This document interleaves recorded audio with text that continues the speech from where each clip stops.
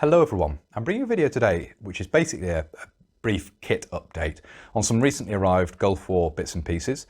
We're going to have a look at those in just a minute. It's also a video where I wanted to sort of bring to people's attention Vinted in terms of collecting military uniforms, etc.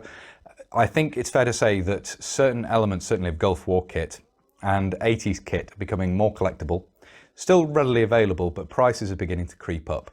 And I've certainly noted that on Vinted, you can still get various items of uniform, in some cases equipment as well, for prices which are very favourable compared to those that you frequently see on eBay.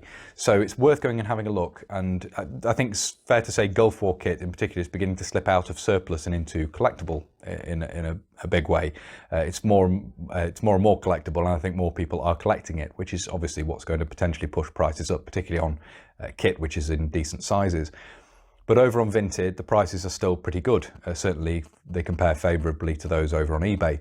So, as well as looking at shows and so forth, and traders at shows, it's worth going and having a look on Vinted just to see what you can find. And I always say, obviously, I'd like to have got into collecting this earlier or that earlier, when bits and pieces, or wish I'd been around earlier to still collect whatever piece of kit it is when it was still surplus, rather than being sort of collectible as it is now. But you can only do the best you can do, and obviously, as I say, at this point, if you're looking at getting into Gulf War kit, it's probably a good time before it does become more expensive, and Vinted is a good place to look. But anyway, we'll have a quick look now at the various bits and pieces which have arrived. So here we have the selection of bits and pieces we're going to run through. Some fairly standard looking Gulf War uniform, shemagh, and these cassette tapes here in this box, which we'll get onto in just a moment. All of this came from Vinted. So Vinted, worth going and looking at. All of this stuff didn't come together as a lot, just to make that clear here. The uniform items came together, the shemagh came separately, and the cassettes came separately. So effectively it was three different listings.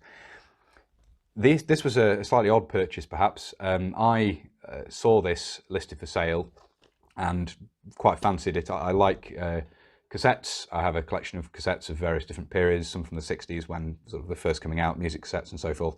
Some produced in East Germany, just from sort of interest, my secondary interest in collecting East German kit. And I saw these and thought, well, that's worth getting, and hopefully I'll be able to listen to these. Hopefully they appear to be in good condition.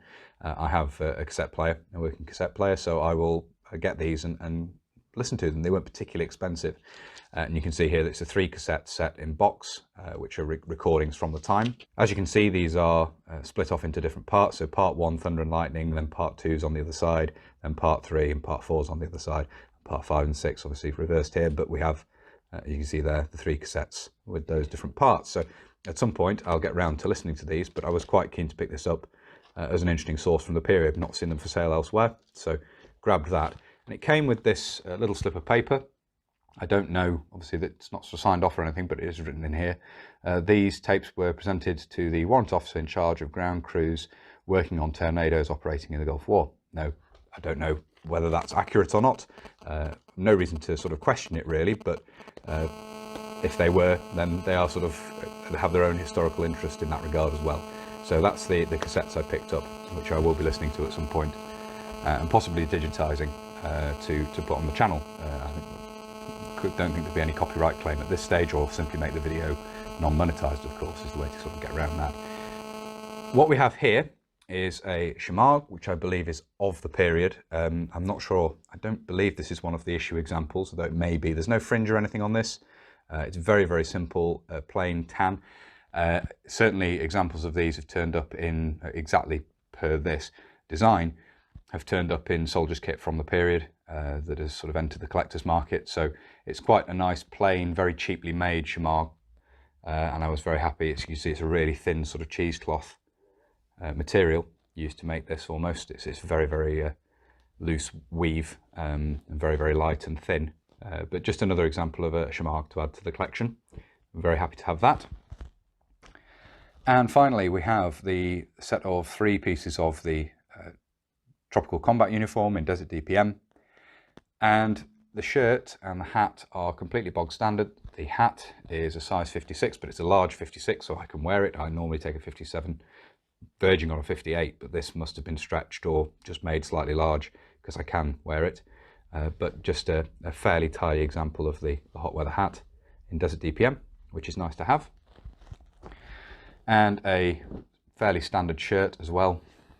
I think it's Compton, yeah, J. Compton Sums and Webb Limited jacket there, in fairly nice condition, in a large size, larger than I need. I take a 180/96 generally. So nice to add to the collection though.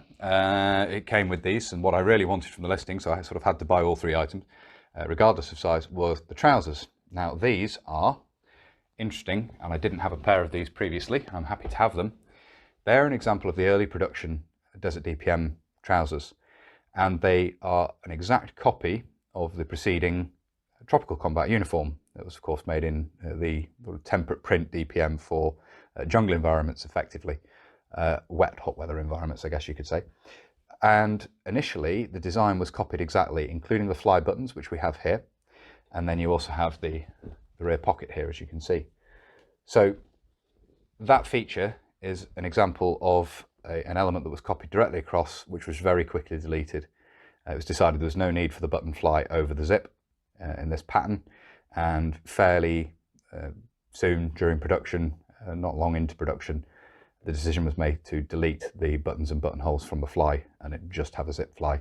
So, as I say, they're relatively early production. The get on these, the label is a bit faded, but still very much legible. As you can see, they're Supercraft Garments Limited, and they have the contract number there, which is common to all of the trousers, seemingly, that are made with the button fly, which is the SL32B 5486. Contract number there. So that's the reason for buying this lot, was to get hold of this pair of trousers, which are an example of the early type, which I didn't have previously. So hopefully you found it interesting looking at these bits and pieces. I certainly intend to look at the trousers again in a bit more detail and compare to a later pair and a tropical pair to show how the design evolved. It was basically simplified, as I say, but very happy to have those earlier Desert DPM trousers in the collection. Just something that was missing really from the story of the early the early production of the Desert DPM Tropical Combat uniform. So very happy to have them.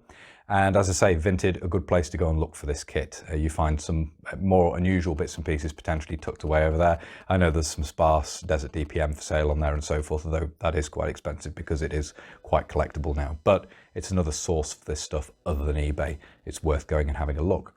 I hope you found the video interesting, as I say. If you have found it interesting and you'd like to see more of this sort of thing, please do consider subscribing to the channel if you haven't already.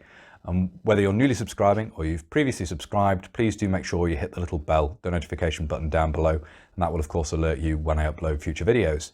If you really like my uploads and you'd like to support the channel, you can. Patreon and PayPal are linked down below. And as I always say, a huge thank you to everybody who supports the channel using both of those methods, or either of those methods. It really is greatly appreciated. Thank you all very much indeed.